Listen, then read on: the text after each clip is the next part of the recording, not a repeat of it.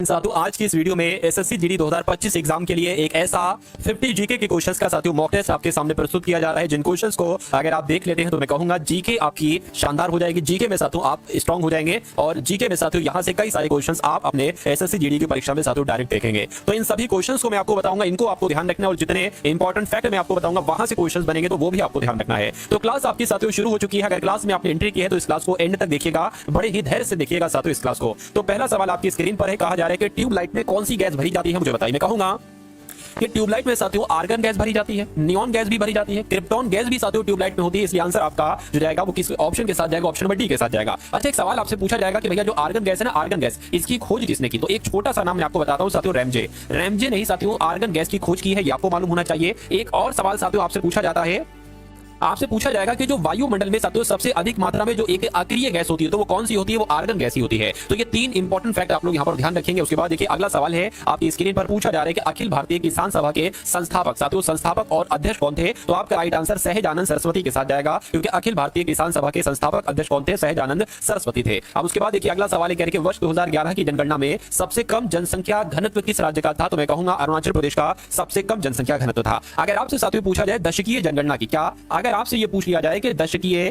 ठीक है ना, क्या आपसे पूछ लिया जाए साथियों, अगर आपसे पूछ लिया जाए कि दशकीय जनगणना की शुरुआत किस देश से हुई? तो मैं कहूंगा दशकीय जनगणना की शुरुआत जो हुई थी साथियों वो अमेरिका देश से हुई थी। उसके अलावा अगर आपसे पूछा जाए कि जनगणना भारत में जनगणना की जो शुरुआत हुई वो किस गवर्नर जनरल के कार्यकाल से हुई साथियों, तो लॉर्ड मेयो के कार्यकाल से हुई, ये भी आपको मालूम होना चाहिए, ठीक है ना। चलिए अब उसके बाद देख लीजिए नेक्स्ट नंबर का सवाल है, आपके स्क्रीन पर कहा जा रहा है कि उत्तर प्रदेश में विख्यात जो भारत माता का मंदिर है ये कहां पर स्थित है? तो भारत माता का मंदिर साथियों कहां पर स्थित है देखिए और मुझे बताइए। मैं कहूंगा वाराणसी में स्थित है। अच्छा, यहां पर अगर बात करें, आपसे पूछा जाए कि छोटा इमामबाड़ा या बड़ा इमामबाड़ा कहां पर है, क्या छोटा इमामबाड़ा या बड़ा इमामबाड़ा कहां पर है? तो आपको साथियों लखनऊ बता देना है। अगर आपसे पूछा जाए कि मोक्ष नगरी किसे कहा जाता है, मोक्ष नगरी किसे कहा जाता है, तो आपको मालूम होना चाहिए वाराणसी को ही साथियों मोक्ष नगरी कहा जाता है। ये बात आप सभी लोगों को मालूम होना चाहिए, ठीक है ना। अगर अच्छा आपसे पूछ ले कि मंदिरों का शहर किसे कहा जाता है, साथियों जो भी मैं आपको चीजें बता रहा हूं ना वो डायरेक्ट आपके एग्जाम में पूछी जाती है। तो मंदिरों का शहर किसे कहा जाता है? वाराणसी को ही मंदिरों का शहर कहा जाता है। उसके अलावा एक और सवाल आपसे बनता है कि भारत की धार्मिक राजधानी किसे कहते हैं? क्या भारत की धार्मिक राजधानी साथियों किसे कहते हैं? तो भारत की धार्मिक राजधानी साथियों वाराणसी को ही कहते हैं। ये पॉइंट भी आपको मालूम होना चाहिए भाई, बहुत बढ़िया, वेरी गुड क्लास। अगला सवाल आपकी स्क्रीन पर साथियों बताइए, कह रहे हैं मध्य प्रदेश में पीतमपुर को किसके लिए जाना जाता है? तो मध्य प्रदेश में पीतमपुर को साथियों ऑटोमोबाइल के लिए जाना जाता है। आंसर आपका जाएगा ऑप्शन नंबर ए के साथ। उसके बाद देखिए पहली यहाँ पर बांध है और उसके बाद साथियों नदी है। आपको बताने कि इनमें से कौन सुमेलित नहीं है साथियों, देखकर मुझे बताइए आंसर आपका क्या होगा। देखिए जो गंडक बांध परियोजना है ये तो गंडक नदी पर है। जो उकाई बांध परियोजना है साथियों क्या ये ताप्ती नदी पर है? मैं कहूंगा हाँ ताप्ती नदी पर है, ठीक है। लेकिन काकरापार बांध परियोजना की जब हम बात करते हैं तो ये साथियों ये भी ताप्ती नदी पर है, ये साबरमती नदी पर नहीं है, ये ताप्ती नदी पर है। उसके अलावा सरदार सरोवर बांध परियोजना ये नर्मदा नदी पर है। तो मैं कहूंगा कौन सा सुमेलित नहीं है? ऑप्शन नंबर सी वाला सुमेलित नहीं है। अब सुमेलित नहीं है तो यही आपका बिल्कुल करेक्ट आंसर हो जाएगा। चलिए अब उसके बाद देख लीजिए साथियों नेक्स्ट नंबर का सवाल है, कह रहे हैं हिंदू धर्म ग्रंथों का अध्ययन करने वाला प्रथम मुस्लिम कौन था? तो यहां पर आपका राइट आंसर जो जाएगा वो दारा शिकोह के साथ जाएगा, यानी कि हिंदू धर्म ग्रंथों का अध्ययन करने वाला पहला मुस्लिम साथियों कौन था? तो दारा शिकोह था। अच्छा, यहां पर अगर बात करें आपको मालूम होगा कि ताजमहल का निर्माण साथियों ताजमहल का निर्माण शाहजहां के द्वारा करवाया गया, ठीक है ना। लेकिन सवाल आपसे यह पूछा जाता है कि ताजमहल की रूपरेखा को किसने तैयार किया? क्या अगर आपसे पूछा जाए ताजमहल की रूपरेखा को किसने तैयार किया? तो उस्ताद ईसा जी ने, क्या उस्ताद ईसा जी के द्वारा ताजमहल की रूपरेखा को तैयार किया गया। एक सवाल और आपसे पूछा जाता है कि सही कलंदर की उपाधि किसको दी गई? क्या अगर आपसे पूछा जाए कि कलंदर की उपाधि किसे दी गई? तो मैं कहूंगा बाबर को साथियों कलंदर की उपाधि दी गई, ये भी आप लोगों को यहां पर मालूम होना चाहिए। अब उसके बाद देखिए कह रहे हैं 1932 में कौन सा गोलमेज सम्मेलन हुआ था? पहला, दूसरा, तीसरा, मुझे बताइए। देखिए मैं अगर कहूं कि पहला, देखिए पहला जो गोलमेज सम्मेलन हुआ था ये 1930 में हुआ था, दूसरा गोलमेज सम्मेलन जो हुआ था ये 1931 में हुआ था और तीसरा गोलमेज सम्मेलन जो हुआ था ये 1932 में हुआ था। अगर आपसे पूछा जाए कि तीनों गोलमेज सम्मेलन कहां पर हुए थे? तो मैं कहूंगा लंदन में तीनों गोलमेज सम्मेलन हुए थे। तो 1932 में साथियों तीसरा गोलमेज सम्मेलन हुआ था, ये आपका बिल्कुल करेक्ट आंसर हो जाता है भाई, बहुत बढ़िया, वेरी गुड क्लास। चलिए साथियों अब उसके बाद देखते हैं नेक्स्ट नंबर का सवाल है, कहा जा रहा है कि उत्तर प्रदेश की सर्वाधिक जनसंख्या वाली जनजाति कौन सी है? मुझे बताइए। तो उत्तर प्रदेश की सर्वाधिक जनसंख्या, ठीक है ना, मतलब एक ऐसी जनजाति जिसकी जनसंख्या सबसे ज्यादा हो, तो मैं कहूंगा थारू जनजाति की जनसंख्या सबसे ज्यादा है, ठीक है ना। अगर बात करें साथियों ये जनजाति उत्तर प्रदेश में कहां पर निवास करती है? तो उत्तर प्रदेश में गोरखपुर, आपने सुना होगा, उत्तर प्रदेश के गोरखपुर में सबसे ज्यादा जनजाति यही जानी जाती है। और अगर आपसे साथियों पूछा जाए कि दिवाली को शोक के रूप में, क्या दिवाली को शोक के रूप में कौन सी जनजाति मनाती है? तो वो जनजाति थारू जनजाति है, ये भी आप लोग ध्यान रखेंगे। उसके बाद देखिए सिकंदर के हमले के समय उत्तर भारत पर किस राजवंश का शासन था? मुझे बताइए। तो मैं कहूंगा साथियों नंद वंश का शासन था, ये आप लोग ध्यान रखेंगे। अगर बात करते हैं साथियों नंद वंश के संस्थापक कौन थे? तो महापद्म नंद थे। क्या कौन थे साथियों? महापद्म नंद ही नंद वंश के शासक थे, आप सभी लोगों को यहाँ पर मालूम होना चाहिए। चलिए भाई उसके बाद देखिए अगला सवाल है कि देश है और उसके बाद उसकी राजधानी क्या है? साथियों देश है और उसके बाद उसकी राजधानियां हैं। तो मैं कहूंगा जॉर्जिया की राजधानी क्या साथियों?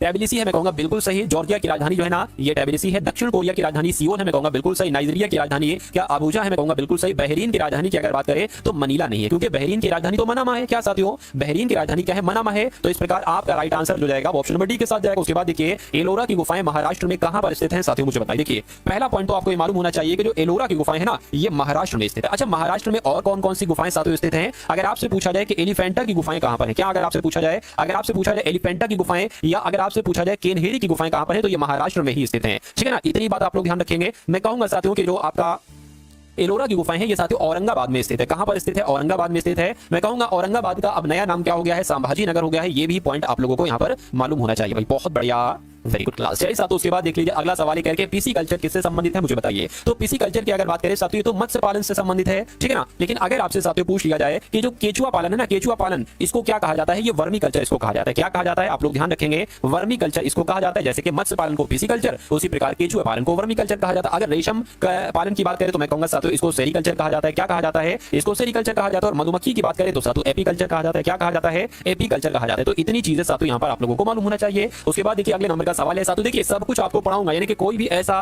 क्वेश्चन मैं नहीं छोड़ूंगा जो आपके एग्जाम में आए और आपको मालूम ना हो। तो आसान से लेकर कठिन से कठिन जो एग्जाम में आपके पूछा जाता है सब कुछ साथियों हम लोग पढ़ेंगे। बस आपको बहुत अच्छे तरीके से जो भी मैं आपको पढ़ाऊंगा साथियों बहुत अच्छे तरीके से आपको क्लासेस को देखते रहना है। बहुत धमाकेदार आपका साथियों सिलेक्शन होगा। चलिए तो निम्नलिखित में से कौन सा सुमेलित नहीं है मुझे बताइए। चलिए देखिए प्लासी का युद्ध सिराजुद्दौला ने लड़ा था, मैं कहूंगा बिल्कुल सही। अगर बात करते हैं साथियों जो आपका पानीपत का तृतीय युद्ध अहमद शाह अब्दाली के द्वारा लड़ा गया था, मैं कहूंगा ये भी बिल्कुल सही है। ठीक है ना, चौसा का युद्ध क्या हुमायूं के द्वारा लड़ा गया था, मैं कहूंगा बिल्कुल सही है। घाघरा की युद्ध की जब हम बात करते हैं तो साथियों के अकबर, ठीक है ना, देखिए ये अकबर से संबंधित नहीं है, ये बाबर से संबंधित है। मैं कहूंगा ये तो बाबर ने लड़ा था, अकबर ने नहीं लड़ा था। ठीक है ना, तो मैं कहूंगा साथियों और कौन सा सुमेलित नहीं है, ऑप्शन नंबर डी वाला सुमेलित नहीं है। सुमेलित नहीं है तो मैं कहूंगा यही आपका बिल्कुल करेक्ट आंसर हो जाएगा। उसके बाद देखिए करके संविधान का 44वां संविधान संशोधन ये किससे संबंधित है मुझे बताइए। तो 44वां संविधान संशोधन की अगर साथियों यहां पर हम लोग बात करते हैं तो ये तो संपत्ति के अधिकार से संपत्ति है। क्या संपत्ति, यानी कि देखिए 44वां संविधान संशोधन कब हुआ था, 1978 में। इसमें संपत्ति को मौलिक अधिकार, पहले संपत्ति का अधिकार एक मौलिक अधिकार हुआ करता था, लेकिन इस संपत्ति के अधिकार को मौलिक अधिकार की श्रेणी से हटाकर इसको विधिक अधिकार बना दिया गया। क्या बना दिया गया साथियों, इसको विधिक अधिकार बना दिया गया। तो इस प्रकार आपका राइट आंसर जो जाएगा वो ऑप्शन नंबर बी के साथ जाएगा। उसके बाद देखिए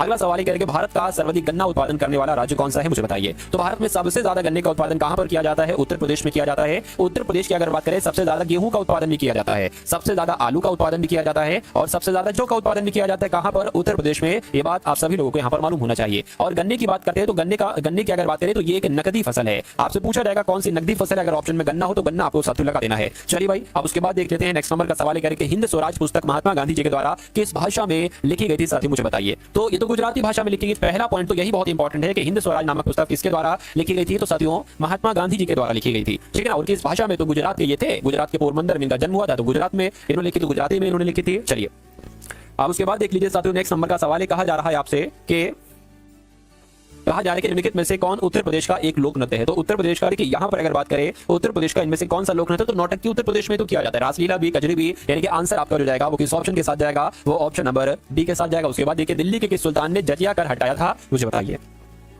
तो दिल्ली के किस सुल्तान ने, मैं कहूंगा अकबर ने साथियों जजिया कर हटाया था। और कब हटाया था, तो 1564 में साथियों अकबर के द्वारा जजिया कर हटाया गया था। अच्छा अगर बात करें साथियों किसने ब्राह्मणों पर जजिया कर लगाया था, तो फिरोज शाह तुगलक ने। किसने साथियों, फिरोज शाह तुगलक ने ब्राह्मणों पर जजिया कर लगाया था और अकबर के द्वारा जो है ना इस कर को हटाया गया। ठीक है ना, और उसके बाद साथियों क्या होता है, मैं कहूंगा साथियों औरंगजेब के द्वारा दोबारा, यानी कि एक चेन चली साथियों, पहले लगाया गया फिर हटाया गया फिर ऐसे करके एक चेन चली थी। खैर अगले नंबर का सवाल देखते हैं। नेक्स्ट नंबर का है करके हिमांशु शर्मा का संबंध साथियों किस खेल से है मुझे बताइए। तो हिमांशु शर्मा का संबंध की अगर बात करें तो इनका तो मुक्केबाजी से इनका संबंध है। आंसर आपका जाएगा ऑप्शन नंबर डी के साथ। चलिए यानी कि राजीव गांधी खेल रत्न पुरस्कार पाने वाले पहले व्यक्ति कौन थे। साथियों अगर आपने अभी तक इस वीडियो को लाइक नहीं किया तो मैं आप सभी लोगों से रिक्वेस्ट करूंगा कि वीडियो को आप लोग लाइक कर दीजिए। अगर आप चैनल पर साथियों नए हैं तो चैनल को तुरंत सब्सक्राइब करके बेल आइकन पर आप लोग यहां पर क्लिक कर लेंगे। चलिए तो अब यहां पर अगर बात करें राजीव गांधी खेल रत्न पुरस्कार पाने वाले पहले व्यक्ति विश्वनाथ आनंद थे, जिनका भी आंसर यहां पर ऑप्शन नंबर बी के साथ है। मैं कहूंगा बिल्कुल करेक्ट है। राजीव गांधी खेल रत्न पुरस्कार की शुरुआत कब हुई थी साथियों, 1991 में हुई थी। ठीक है ना, चलिए और अब अगर बात करें राजीव गांधी खेल रत्न पुरस्कार, ये नाम अब बदल चुका है, मेजर ध्यानचंद खेल रत्न पुरस्कार हो गया। क्या इसका नाम हो गया है,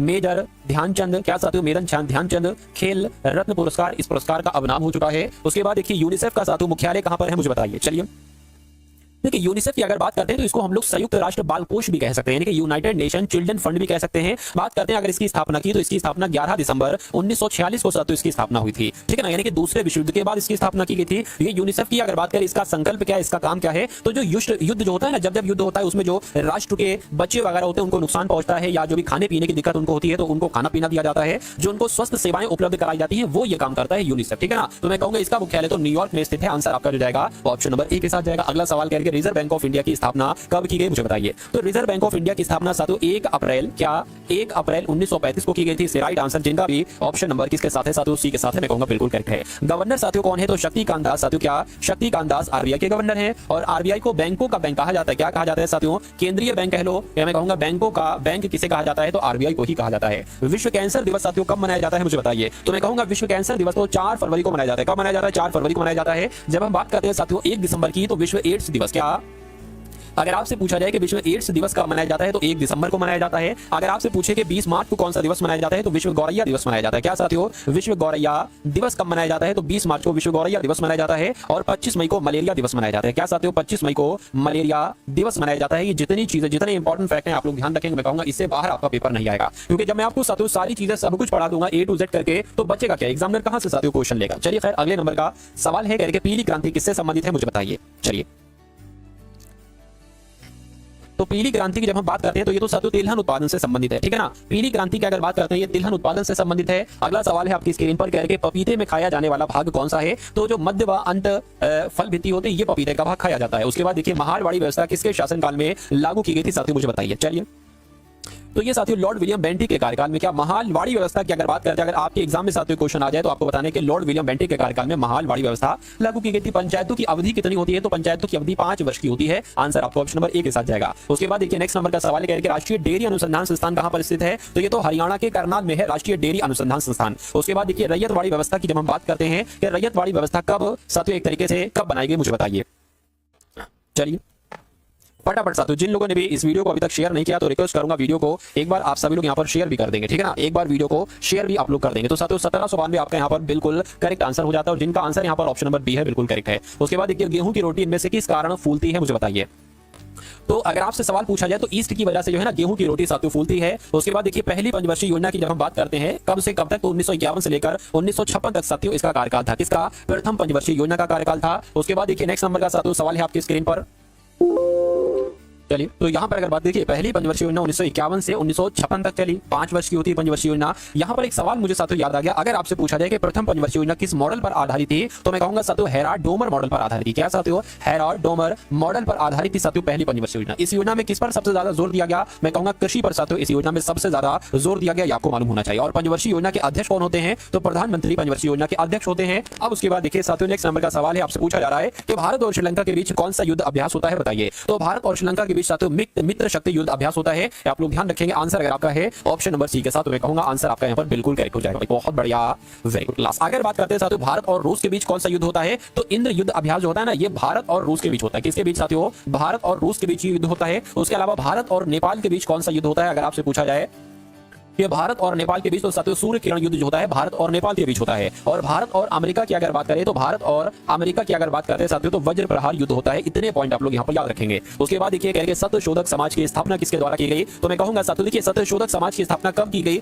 तो 14 सितंबर 1873 को की गई। किसके द्वारा की गई, तो साथियों ज्योतिबा फुले के द्वारा की गई। क्वेश्चन बहुत इंपॉर्टेंट है। अच्छा एक सवाल और आपसे पूछा जाता है साथियों, वो भी मैं आपको यहां पर बता देता हूं। आपसे पूछा साथियों अगर ये जाए कि आर्य समाज की स्थापना किसके द्वारा की गई, तो आर्य समाज की स्थापना दयानंद सरस्वती के द्वारा की गई। आर्य समाज की स्थापना दयानंद सरस्वती के द्वारा की गई, ठीक है ना। उसके अलावा अगर आपसे पूछा जाए कि ब्रह्म समाज की स्थापना किसके द्वारा की गई, तो राजा राममोहन राय के द्वारा ब्रह्म समाज की स्थापना की गई। उसके बाद देखिए नेक्स्ट नंबर का सवाल है, कहा जा रहा है आपसे कि एलपीजी गैस में गंध किस गैस के कारण आती है साथियों, मुझे बताइए। तो अगर बात करते हैं साथियों एलपीजी यानी कि लिक्विड पेट्रोलियम गैस में रिसाव जब होता है तो उस समय साथियों गंध आने के लिए देखिए, क्योंकि अगर एलपीजी में वो चीज नहीं मिलाई जाएगी, मिथाइल मरकैप्टम नहीं मिलाई जाएगी, तो पता नहीं चलेगा, ठीक है। इसलिए एलपीजी गैस में मिथाइल मरकैप्टम मिला दी जाती है जाके जब एलपीजी का रिसाव हो, क्योंकि एलपीजी का रिसाव होगा तो पता नहीं चलेगा, एलपीजी के साथ मिथाइल मरकैप्टम मिली हुई है, जब इसका भी रिसाव होगा तो पता चलेगा कि भाई हाँ एलपीजी निकल रही है, उसका रिसाव हो रहा है, तो कुछ किया जाए आपके। इसलिए तो कुल मिला के आपका right answer option number C है। अगर आपसे पूछे कि एलपीजी गैस में कौन कौन सी गैस पाई जाती है तो मैं कहूंगा ब्यूटेन और प्रोपेन। आप लोग ध्यान रखें, क्या ये हो गया आपका साथियों ब्यूटेन हो गया, और एक और आप लोग ध्यान रखेंगे प्रोपेन, यानी कि ब्यूटेन और प्रोपेन ये मुख्य रूप से एलपीजी में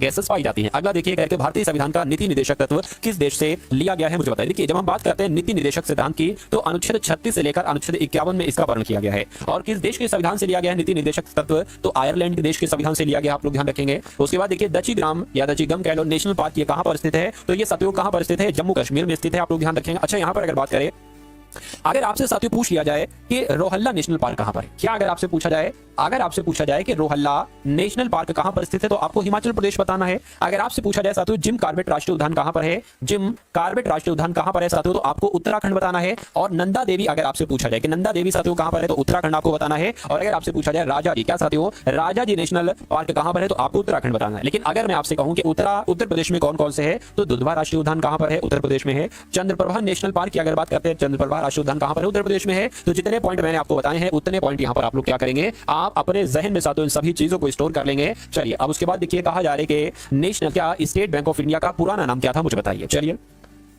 स्टेट बैंक ऑफ इंडिया का पुराना नाम साथियों इंपीरियल बैंक ऑफ इंडिया था। क्या नाम था, इंपीरियल बैंक ऑफ इंडिया था। डब्ल्यूटीओ का मुख्यालय कहां पर है, मुझे बता दीजिए। आपका राइट आंसर क्या होगा। देखिए डब्ल्यूटीओ की अगर बात करते हैं, डब्ल्यू से हो जाएगा साथियों वर्ल्ड, और इससे हो जाएगा ट्रेड, क्या हो जाएगा साथियों यहां पर ट्रेड हो जाएगा, और यहां पर क्या हो जाएगा ऑर्गेनाइजेशन हो जाएगा। यानी कि हिंदी की अगर बात करें तो विश्व व्यापार संगठन, इसको हम लोग क्या साथियों विश्व व्यापार संगठन हो जाए। तो पूछा जा रहा है कि वर्ल्ड ट्रेड ऑर्गेनाइजेशन का मुख्यालय कहां पर है, तो इसका मुख्यालय साथियों कहां पर है, मैं कहूंगा जेनेवा में साथियों इसका मुख्यालय है। आंसर जिनका भी ऑप्शन नंबर बी बिल्कुल करेक्ट है। उसके बाद देखिए साथियों प्लासी का युद्ध कब हुआ था, मुझे बताइए। तो प्लासी का युद्ध साथियों 1757 में हुआ था, और ऐसा कहां पर लिखा हुआ है, ऑप्शन नंबर बी में लिखा हुआ है, जिनका आंसर बी है, मैं कहूंगा बिल्कुल करेक्ट है। चलिए एक तरफ थी ब्रिटिश सेना, यानी कि ब्रिटिश ईस्ट इंडिया कंपनी की सेना थी एक तरफ, और एक तरफ थे भैया सिराजुद्दौला। तो सिराजुद्दौला की इसमें हार हो गई थी, 1757 का जो प्लासी का युद्ध हुआ था, और अंग्रेजों की एक तरीके से जीत हो गई थी। चलिए उसके बाद देखिए अगला सवाल है कि विश्व हिंदी दिवस साथियों कब मनाया जाता है, मुझे बताइए। तो विश्व हिंदी दिवस की अगर बात करें, अच्छा अगर आपसे ये पूछ लिया जाए कि पहला विश्व हिंदी दिवस कब मनाया गया, क्या पहला विश्व हिंदी सम्मेलन की अगर बात करें साथियों कब मनाया गया, तो 10 जनवरी 1975 को मनाया गया, 10 जनवरी